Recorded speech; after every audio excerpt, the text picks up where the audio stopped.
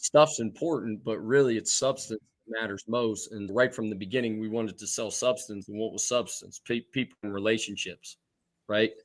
And it's 100 yards at our stadium, just like it's 100 yards at a highest stadium where the Buckeyes play, just like where any NFL stadium or any high school stadium. 100 yards is 100 yards.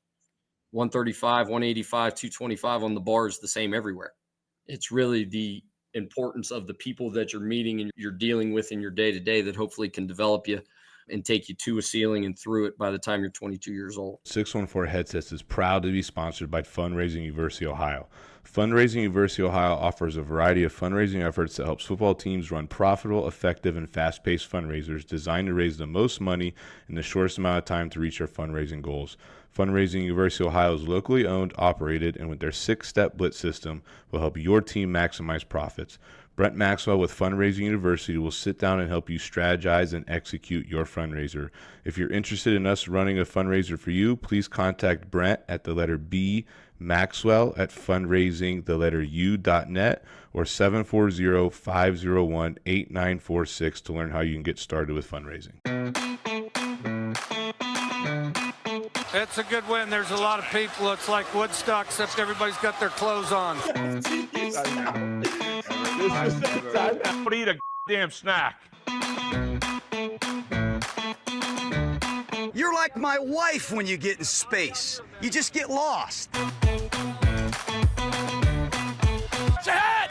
Short steps are better than long steps. That's the only time in your life you're going to hear short is better than long.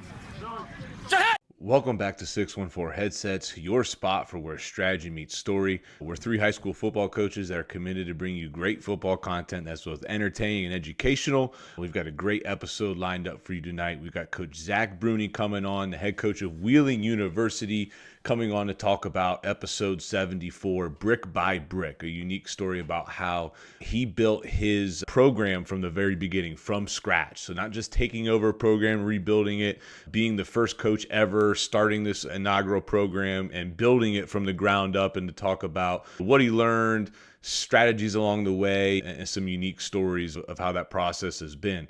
If you have a chance, make sure you subscribe to the show, give us a rating, leave us a review, help us grow. We appreciate it. Help us celebrate Central Ohio football, high school football, college football, this great game we love. So on behalf of Ryan, myself, and Donovan, let's get into this great episode we have for you guys. Okay, let's get to this locker rocker by Max Effort. Football coaches, listen up. You spend hours in the weight room and on the field pushing your athletes to be their absolute best. But are they fueling their bodies with the right supplements to maximize performance and recovery? Max Effort Muscle provides safe, trusted, and effective supplements designed specifically for athletes, trusted by Division I strength coaches and top college programs across the country. Their lineup includes everything your team needs to train harder, recover faster, and perform at their peak, from whey protein, amino recovery, creatine monohydrate, and NDR hydrate. Listen, everybody knows football is won in the trenches. Don't let poor nutrition be the weak link in your program. Reach out to them today and get your team on Max Effort Muscle. They work with any team, any size, any budget.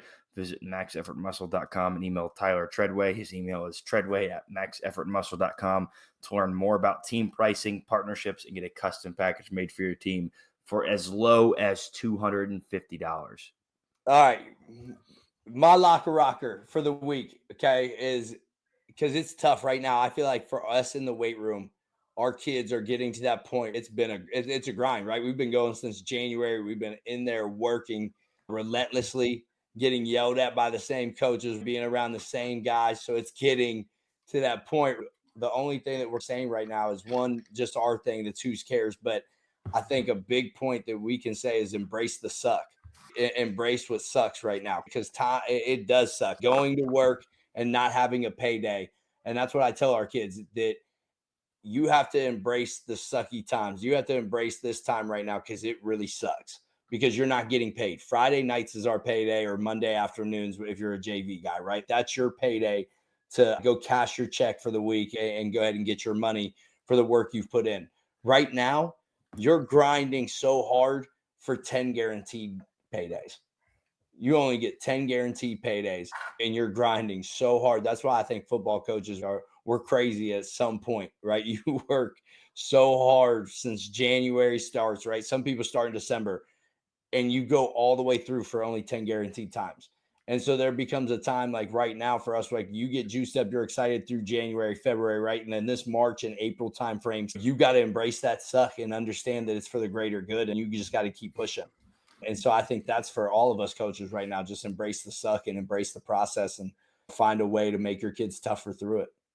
I think it's a great time too to interject a little surprises too. Throw a little themed workout in, or bring them in. Next thing you know, it's a fun cornhole, whatever, a Madden party. I don't know. We'll do dodgeball one day, fun things like that. We do a tournament, so we will do those things where we'll play basketball, but work got to get done. You know what I mean? Like, you got to talk about making them deposits. You got to make those. You got to make those deposits now for later on. But for sure, and I think every coach knows with this last fourth quarter before football really feels like a little bit. Some people start to taper off. It's nice out, right?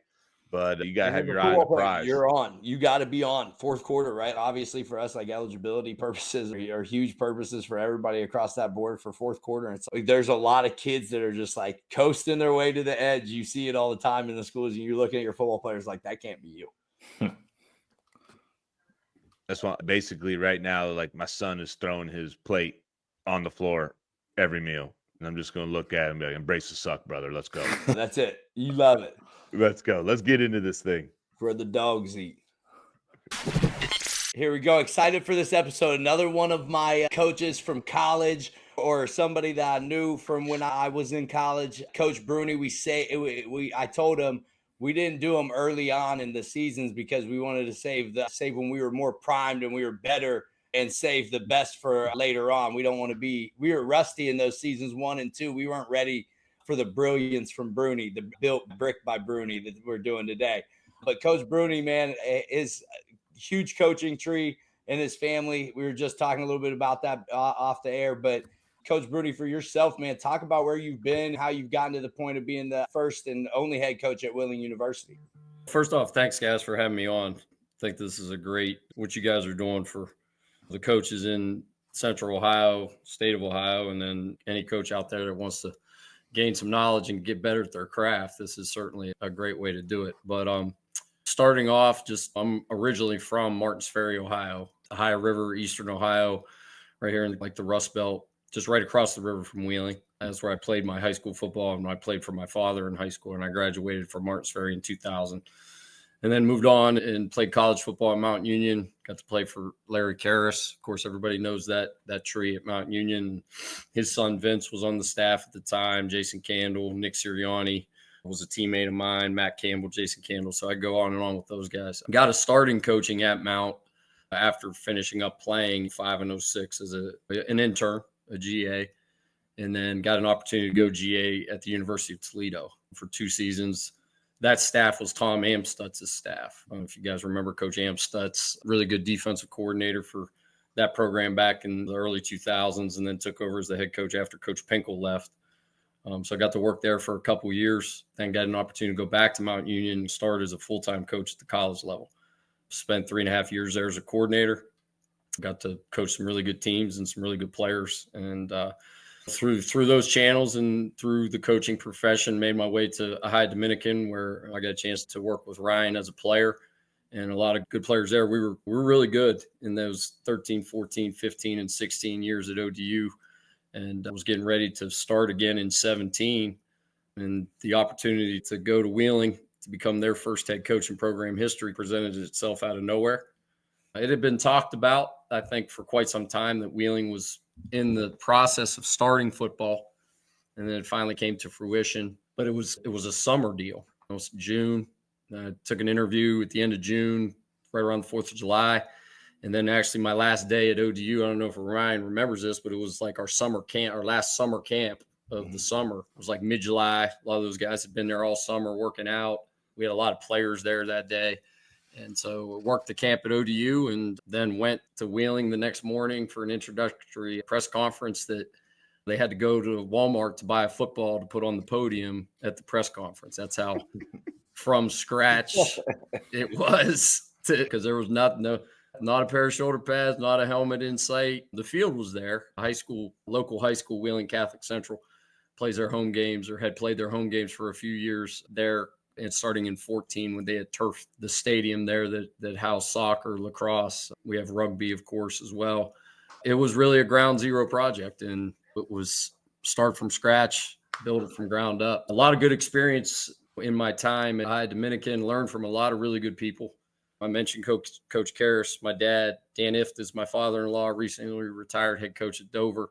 Another Hall of Fame coach, Coach Conley, gave me an opportunity to come to ODU and to work with that staff. Todd Goebel was there, Pep Pearson, some guys in the high school, Columbus area, Reggie Germany, now is Westerville North. He was our receivers coach. Coach Cummings, who is the head coach now, was the DC.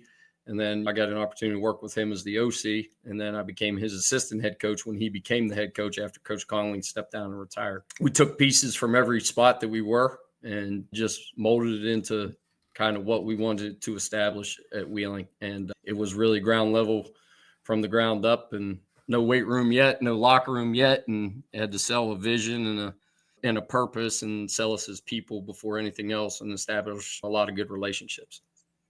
Yeah, people don't know that last meeting with Bruney or last couple of weeks with Bruney, he was in there killing the weight room with us. We were in there all summer. Bruney was, I don't know what he was getting ready for that summer. I don't know if he still does it, but he was getting ready for war. I still got to work out with the guys at some point. So I still try to jump in there as much as I can. Now that was 7 years ago, pre-kids. That was like my kids were born. So they were brand new. Yeah, we had brand new, fresh set of twins in April 17. And then we get a new job in July of 17. And things were chaos. Still are chaos now with 2 7-year-olds and a 5-year-old. But God bless my wife. She's a saint. As you guys probably know, the first ladies of coaching are always really important to what you want to do if you want to chase this crazy path that we take as career coaches. That's a crazy transition. Twins straight into a new job, and we're going to get into it, but I'm sure there was a whole lot on the plate with the new job. You know what I mean? I didn't know that. That's crazy. So I can't wait to find out a little bit more. He made a little Dover Tornado connection. Dover's really good at football, basketball, and a bunch of sports. I know my time playing against them, and then my uncle, he was a coach at Coshocton and Clayman, so I had always seen them go against Dover, so I'm familiar with them. But let's get into it, Ryan. Let's get into the pick six. Let's get to know a little bit more about Coach. The best one, the Pick Six segment, is powered by Storied Rivals. Sports, media, championships, friendships, and life lessons are among the most meaningful parts of the athletic competition. They are passionate about preserving them by offering the most unique highlight experience available. That's right. Story Rivals delivers your team's content with services designed to change the way you experience these unforgettable moments now and for a lifetime. Story Rivals now offers a complete team apparel and player shop customizable to your program. Contact them by email at info@storyrivals.com to schedule an appointment with a member of their team. Coach, your dad being a legend, right? Being a high school legend, everybody knows the name. What's the number one life lesson or number one coaching lesson that you learned from your dad through your journey? That's loaded. But I think as a head coach, I think it was just about the work that you have to put in behind the scenes that nobody really sees, right? So as a high school coach, I could go back and coach high school football tomorrow if I had to. I know that's how I grew up. I was around high school football from the time ever since I could remember as a manager, and then dreamed of the Friday night lights in Bart's Ferry, just every young kid that grows up through a coaching family does. I think the main thing is from him, I learned a lot, but you can't ask anybody to do a task or do a job that you aren't willing to do yourself. So those are all the little things that nobody even probably sees or understands behind the scenes. So I'm not going to ask any coach that's ever crossed paths with me or any player, like you said, Ryan, jumping in the weight room with your guys, right? And they see, your head coach at certain points in time jumping in a workout with them. We got a coach that's willing to step in. Now, I might not do it as well as I used to do it with you guys back in the day, but like Coach Stout. Hey, there wasn't nobody running that 4 miles with a cinder block with me, though. No, that's a whole nother podcast that we could have just about my convict group. Yeah, your non-accountability for that first half of your college career. We don't have to get into it right now. That's the first I've heard of a cinder block. I've heard some other stuff, but I tell he you was what. he was a part of the prison crew. That's what we referred to those guys as. It He was a a part of convict like group. 5 or 6 guys that just couldn't get right for a while. 2 Youngstown boys. But he survived. He was, I was the only dude that one. survived. Only guy that one. survived that. So, not to get off topic, do the little things right all the time. Just focus on doing the little things right. And a lot of times the big things can take care of themselves. We have a logo and a saying on our wall and on our door of our locker room, and it reads, "Every man, every day." And that comes from my dad. And it's really every man in the program in some way, shape, or form every day has to improve or improve us by doing something right, something little, the 1% rule. And it doesn't have to be football driven, right? It doesn't have to be football affiliated. Make yourself a better brother, make yourself a better husband, make yourself a better teammate, get better on a hang clean in the weight room today, better at a certain technique out on the field. So every man, every day in some capacity, if you got a hand on it, and everybody collectively does something small to improve your program, then you see big improvements quickly. And that got instilled in our program pretty fast. And that came right from him. That came right from his program, 40 plus years of a lot of success at Martins Ferry.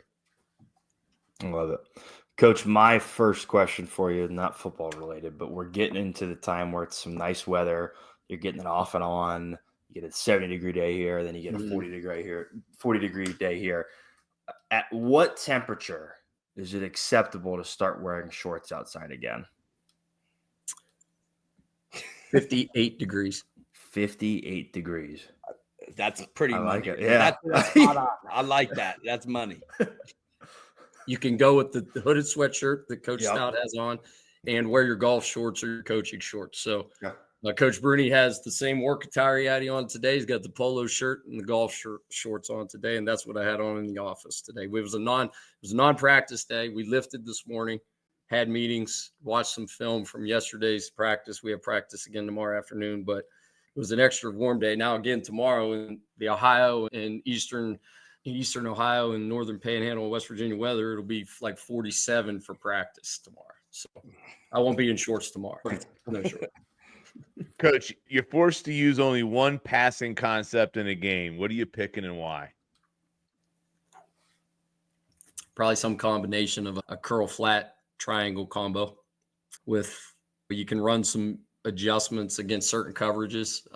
From the Larry Karras tree of the triangle passing in the old West Coast style. I really like a smash concept. I really like a drive concept. I really like your some sort of 4-vert down the field, but a lot of ways to run curl flat and triangle middle sits and working guys and into zones. You got to win against man if that's your primary, but it's good against 4, it's good against 3, and you can run some variations with that outside route to convert to maybe some corner concepts off of a curl concept if you're seeing a lot of cover 2. Love it. I like that. Coach, I ask my classes random questions every single day. So every day you come to my class, you get a random question. And the question this week was, or one of the questions this week was, would you rather fight an alligator with a baseball bat or a cheetah with a taser? An alligator with a baseball bat. You're not going to touch the cheetah with a taser. All right. That's fair. Good. I like the answer. You could shoot that taser. That cheetah will be at your neck before that thing even actually discharges. What type of bat? You pick, Sayers? Time out. What type of bat? We going wood bat that this gator's just gonna snap it off, or are we going metal bat? You gotta get the college aluminum. Gotta use the aluminum. You gotta go old school like Easton aluminum bat for that. Yeah, that's I like that. That's what I was thinking. Louisville Slugger, one of the old school boys. Yeah, I was thinking. I like the taser. I want to know what you picked. So I told the kids that I would choose the cheetah with a taser because it's just I feel like it's a cat. You know what I mean? I can get a cat. You can get a cheetah with the taser? Yeah, I think I'd be able to get a cheetah with the taser. You just got to catch him in one spot. It's an alligator. He grabs that bat, and now you're in trouble. Dude, you're the same guy you were in 2016. Dude, I've seen enough people from Florida just hop on gators and pick them right up. I'm going to take the gator, man. I'm not taking the cheetah. That's a tough one to get by I'm glad no principals walked by my room at that time of that question. You're probably on that for 25 minutes. Oh, dude, we lost a lot of learning time. I could tell. We got better. We got better in the classroom with that. But there was some critical thinking, having to explain your position, your reasoning why. I'm with you, Coach. Up communication skills when you have to dive into something like that. That's a good thing. Coach, my second question for you: if you could coach one sport other than football, what would it be and why? Probably don't know this, but I did coach girls basketball at one point. Not very well, but I was there I was like the motivator and the juice guy on the bench at one point. I could never see you coaching girls, Coach Bruney. I did, man. I did. And I got 2 daughters now. At some point, it'd probably be between baseball and track. I was a baseball guy up until my freshman year of high school, and then had some elbow problems, and I moved on to track and field to try and get faster for football. I have a strength and conditioning, a little bit of a strength and conditioning background as an exercise science major back in my undergrad days, speed training. And if I had to coach some sprinters, I could probably jump in and do an okay job, an average to above average job doing that. Coach, last question. I've been taking notice and been seeing that you guys have been a program who's been taking a lot of Columbus kids lately. Talk about what that Columbus pipeline has maybe meant to your program, or why you like to recruit kids so heavily in this area when there's some schools who aren't, and they're even closer. Yeah. First and foremost, I know the coaches in Columbus. I have a lot of good relationships with the high school coaches in that area in Central Ohio because of my time, even before at ODU, recruiting Columbus and recruiting Central Ohio in my time at Mount Union. We had a lot of good players from Columbus when I was at Toledo. The Moore brothers, right? Lance Moore into Nick Moore, Robin Bailey, just some guys off the cup that I remember being good players at the University of Toledo. Really good high school football, really well coached. It's an easy trip to come to Wheeling. And a lot of guys don't understand that we're right on the border. We're in the northern panhandle. I live in St. Clairsville, 10, 15 minutes west of campus. Makes good sense for us to recruit Columbus. We have a nice location to where we can get to a lot of good places. And if you look at our roster right now, the makeup of our roster, we're a private school in a predominantly state school league in the Mountain East, with the schools within our own state of West Virginia, and then Frostburg State being in Maryland. And then, so most of our guys are from the state of Ohio, Pennsylvania, and then we got a nice crop of guys from the DC, Maryland, Northern Virginia area, the DMV. As far as Central Ohio is concerned, I've just always taken myself out there myself. Haven't really passed that on from an assistant coach responsibility standpoint, just because I know the coaches very well out in Central Ohio, and getting an opportunity to go out there and just connect and stay connected with guys. A lot of good relationships, and the relationships that you establish with coaches ultimately lead to being able to pull recruits, usually from said schools. This year was an exceptional year for us, signing some guys out of Central Ohio.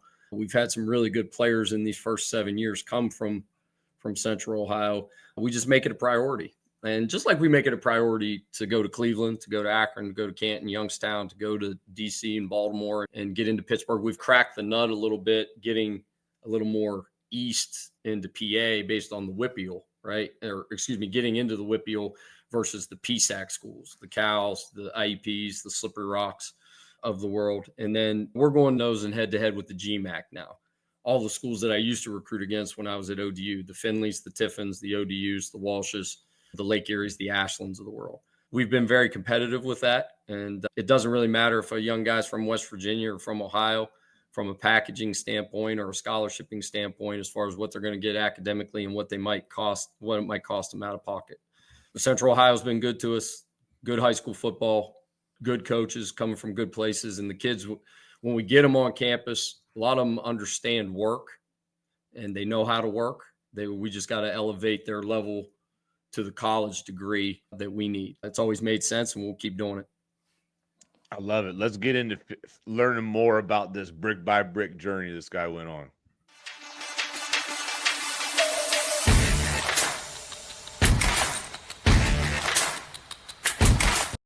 All right. Main topic of tonight's show is building culture brick by brick. Of course, main topic of tonight's show is powered by First Down Playbook. First Down Playbook is the nation's leading playbook and play design software with over 35,000 professionally drawn, editable team plays with notes and full playbooks. Start from you'll be on your way to getting the edge over the competition. First Down Playbook could be your entire team management system with practice schedules, scripts, custom quarterback wristbands, and more. Use the code headsets25 or mention the show. You get 15% off what's already the most affordable option in today's game. The link is in our show notes. It's all over our socials.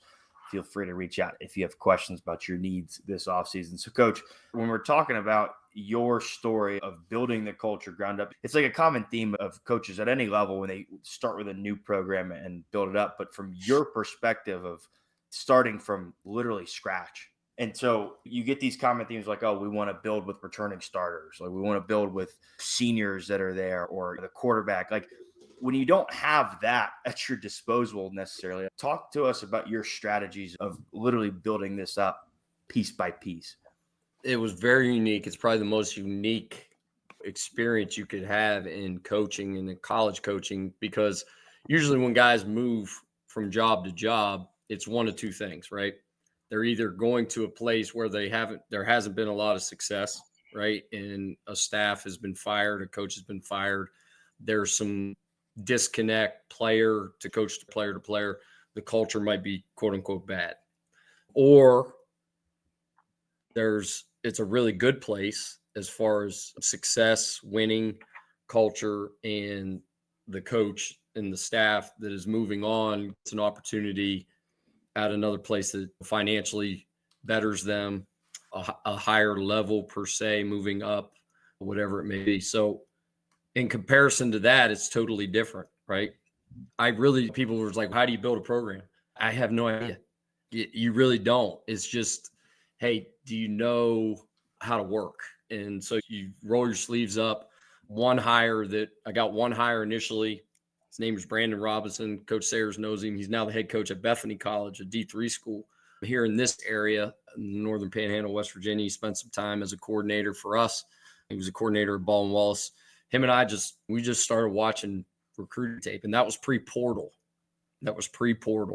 So it was really establish the name and the program and putting yourself out. I send a bunch of emails, write letters, grassroot it, just door to door it, and work from the bottom up. So we started with high school seniors that we knew initially were going to come in a signing class that, was going to have one buffer year to basically prepare. But year two, we were going to be right into the mix and the fire of Division II. And that was going to be unique, and that was going to be hard. So we just attacked it from an angle of day by day, just, hey, let's go to this area and work our way out as far as watching the film, connecting with the coaches, watching the film, connecting with the coaches, connecting with players, and starting to just put ourselves out there on a name basis. All right. And then use the experiences that I had elsewhere and use your connections and use the driving force. So the portal now, like, I think if we had to do this all over in 2025, our roster initially would look probably different than it did in 2018 when it was pretty much 75 freshmen. And then you can sprinkle in a few transfers, not a lot at all, a few transfers. So it started, as I told Coach Stout, it started with that, let's try and get the best players that we can for this level, and the opportunity to play and present them with the opportunity to play would be there probably a little bit quicker for them if they were coming here versus going elsewhere. I think that was enticing. I think that was a positive versus a negative, but we didn't have much initially. The weight room wasn't the weight room that it is now. The locker room wasn't initially done. So it was really selling a brand and selling yourself as people above all else. And that's what we needed to do. And then you get to a point where aesthetically you have nice things, right? Okay, this certain school or this area or this school has nice stuff, right? Stuff's important, but really it's substance that matters most. And right from the beginning, we wanted to sell substance. And what was substance? People and relationships, right? And it's 100 yards at our stadium, just like it's 100 yards at a high stadium. where the Buckeyes play, just like where in any NFL stadium or any high school stadium. 100 yards is 100 yards. 135, 185, 225 on the bar is the same everywhere. It's really the importance of the people that you're meeting and you're dealing with in your day-to-day that hopefully can develop you and take you to a ceiling and through it by the time you're 22 years old. Yeah. So Kind of random. That was the initial thought and how we kind of went with it right from the beginning. Yeah, random. But I mean, I was going to ask how many kids were in that first freshman class, but what was that feeling like when you got the first one that said, yes, I'm coming to Wheeling? It was like super stressful, but then relieving all at the same time. But then when they showed up in August, it was like, they're all freshmen, right? So every day was the first day for a long time. And it's still like that. You guys get to a point where like you're working with your teams and you might have a great senior group and you got an experienced crew, or you're working with a young crew. And it's, man, every day feels like the first day for a while. Especially in this time of the year. Yeah. You got to get through that. You got to power through that a little bit. I also had to figure out who was going to stick. I was probably brutally hard on them initially because I knew you have one chance to do this right. And if you don't do it right initially, the first couple of years, then you're trying to dig yourself out of a hole from a cultural standpoint and a player standpoint for 10 years. So I thought we did it. We didn't do it perfectly, but I thought we did it pretty well. And we've probably had more success than people thought we could have the first 5 to 6 years because of that. Coach, you talked about the relationships and selling yourself to the players, but what are some of the things or tips or strategies do you have for selling yourself to the community or the staff there? Like, how did you increase engagement around you behind what you guys were building? We had a very supportive university structure initially. Football always made sense at Wheeling, if that makes sense, because the area likes football, right? Like the Eastern Ohio, Northern Panhandle, West Virginia, Western Pennsylvania. High school football in this area is very important, just like it's Youngstown, right? In Columbus and Cleveland. There's some importance to football where we're located. So that helped. I think that helped. And the community support came over time. Now you've got to fight the naysayers and the detractors of the university's fine. We don't need this big expense thing. But once you get into it and once you get over the hump of that initial build and financial burden that you take on initially with starting a football program, with all the logistical stuff and the equipment buys and the field and weight room and locker room and all that stuff, once you get through that, it's also a revenue driver and it's good business. In the Division II world, there's going to be guys spending some money to come to school. I think it generated excitement. We have good crowds. We have good community support. It feels like college football on a Saturday here on our campus. I was going to say in that area, there has to be a ton of people that come out, right? They love football in that area. Yeah. That is a very fair statement. That's a very true statement. And high school football has always been important in this area, the OVAC. And like I said, it's always mattered here. It always made sense here. They just didn't do it. And then I think being who I am and where I'm from, I think it helped.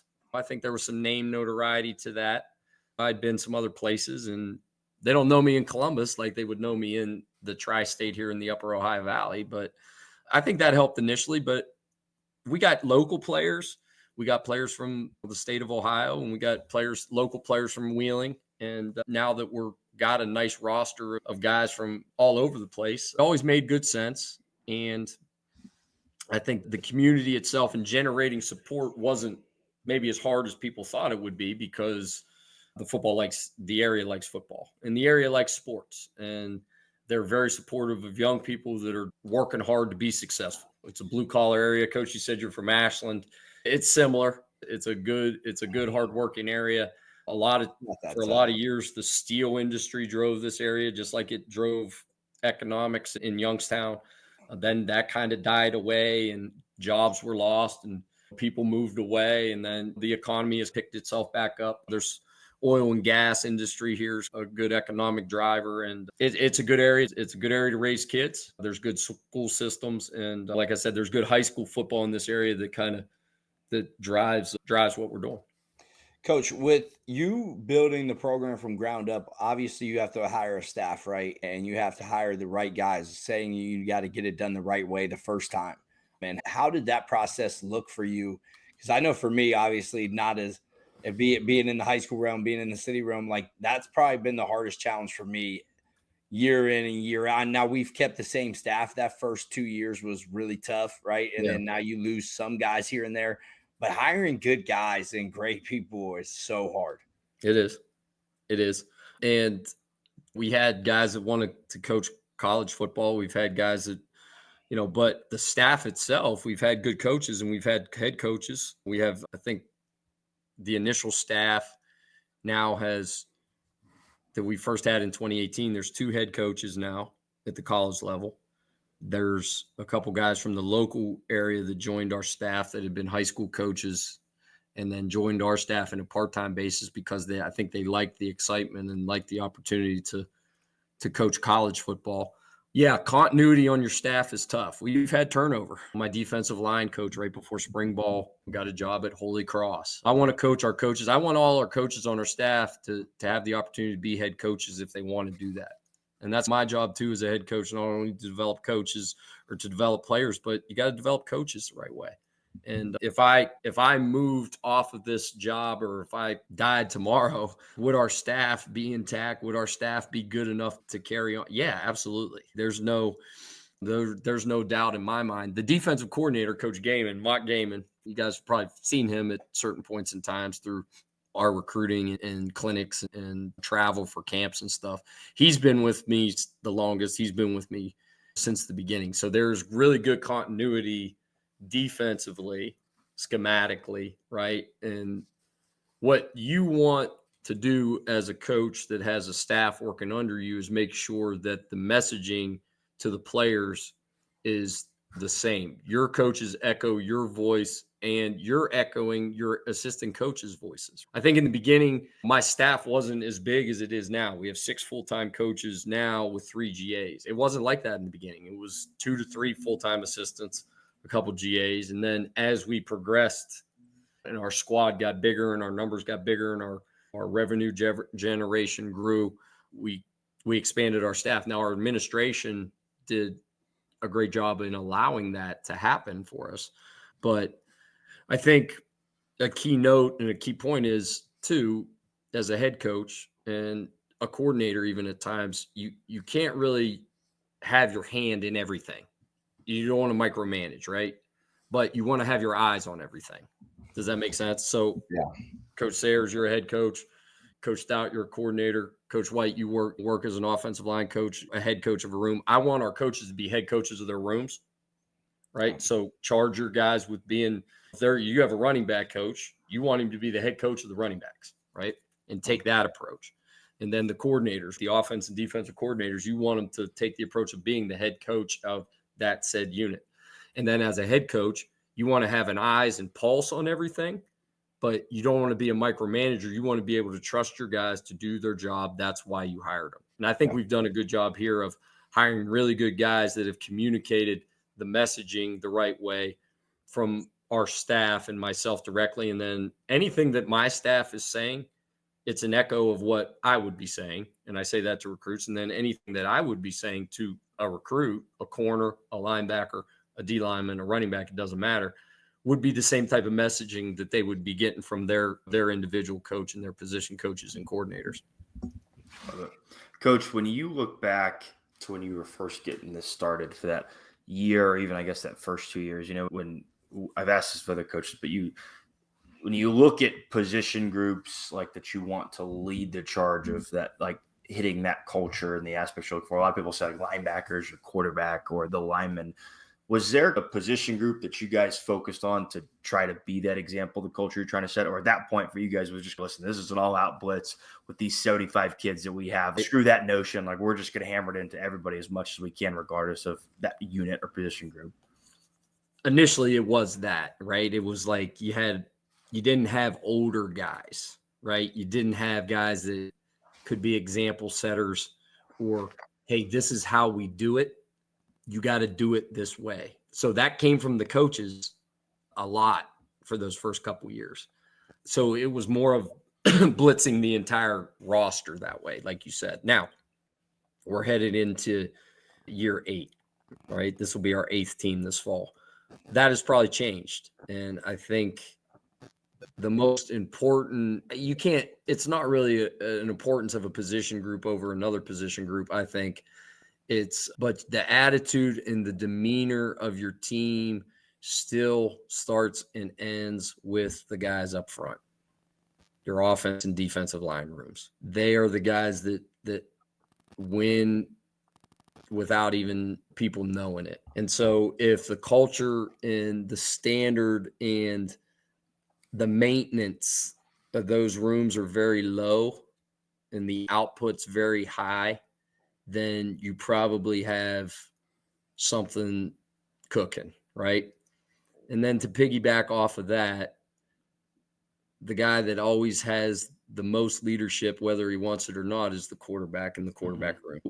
I think as we've progressed into year 8, do I want leaders at all positions? Yes. I tell our coaches that. I think it's evaluated maybe a little bit more and a little more harshly as far as a quarterback is concerned.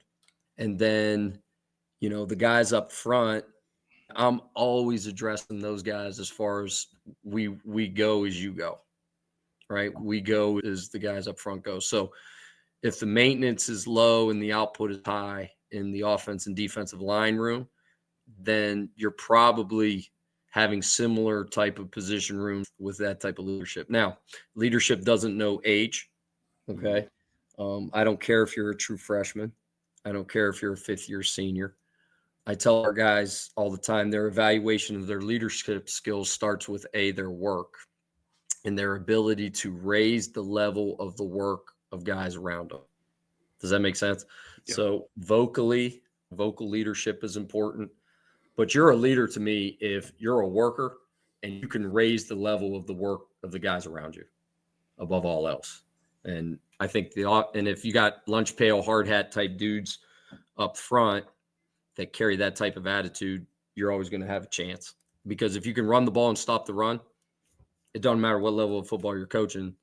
Every Friday night, every Thursday night, every Saturday afternoon, every Sunday afternoon, you're probably going to give yourself a chance to win. So initially it was the blitz of everybody has to do it, right? Everybody. But then as we progressed, I think there's a little more onus on those 3 rooms per se, is what you just asked. Yeah. Coach Bruney, I'm sorry to put you on the spot here, but I have to do it because I need this answer from you. Who's the better quarterback, Mark Miller or Grant Russell? Are these guys on your text message right now? It's going to be. It's going 100%. Those 2 guys are really good. I know it's a tough one. Nope. I want just a straight answer. We don't need no explanation. Who was if you had a gun to your head right now, Coach Bruney, and they said you have to choose who's the better, who would you want to be playing for you in the national championship game right now if you're playing in it?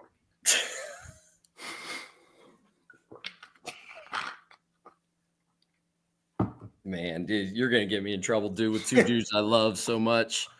Those 2 guys were such a joy to coach, and they made my life a lot easier for those 4.5 years at ODU. Stop buttering it up. They're going to hear the answer. Which one is it? I'll go with the old head Miller. Oh, that's going to kill him. I love that. Hey, Grant's one of my best friends ever. And Grant's one of my guys. Grant's playing for our arena team here right now in town. Oh. No, I got to coach. I didn't get to coach Grant in his last season when he was those 2 guys. Now, Grant possessed, I think, Grant possessed a ton of more talent. He had more arm talent than Mark.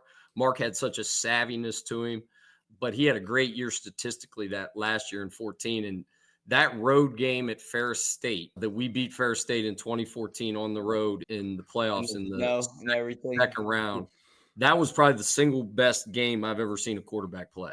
And Mark threw for 460 yards, and they had the player of the year on the other side, that Vanderland guy that was just the Tim Tebow of Division II. And Mark Miller played such an outstanding game that day. We had probably no business beating those guys. They had beat us by 2 scores in the regular season.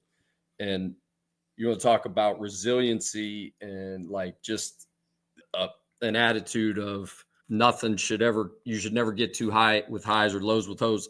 I benched Mark in that regular season game just because he was having a bad day. He just had a bad day in that regular season game against Fair State. We put Grant in as a true freshman, and Grant played pretty good when he came in as a true freshman against Ferris in 14. And then Mark, we got another opportunity. So I think Mark had a motivation and a drive to play that game as well as I've ever seen a quarterback play individually in a playoff-like game. Both great players. They were both great to coach. Give me Mark by a nose and like just I love that. I can't wait. just so I can mess with Grant a little more. I love how you wait kept to him on tell the him. fire, man. He Here, was that- trying to oh, be but a that- politician the whole time. I love I it. knew Yeah, it was you asked the hardest question probably of ever any interview I've given. So I Coach, had who to. do you I also know it's true. I knew he was picking Mark because I'm going to tell you this. I hit Grant in practice once. Not a big deal at all. I literally came a fingernail. Actually, not even a fingernail near Mark Miller, and This Bruni guy. almost strangled me. judging by the stats I looked up one time, you didn't get too Dude, close to I many didn't get back there quarterbacks much. that It was senior year, only I in can tell. one-on-ones when they were standing there. Coach, who do you got week 1? Who do you play? Who you open up with? we open up with Clarion. That Clarion, Penn West Clarion, new opponent for us. PSAC Clarion, team. PA. Used to drive by it all the time on my way to Happy Valley back in the day. Yep. So we got We wish you Clarion. luck, Coach, and we're going to be following you. We're excited. If you ever still make it up around Columbus or you're around the showcase days, man, say what's up. We'd be glad to talk to you a little bit. Yeah, we'll be there. We'll be there at the showcases, and the May will come around here faster than ever.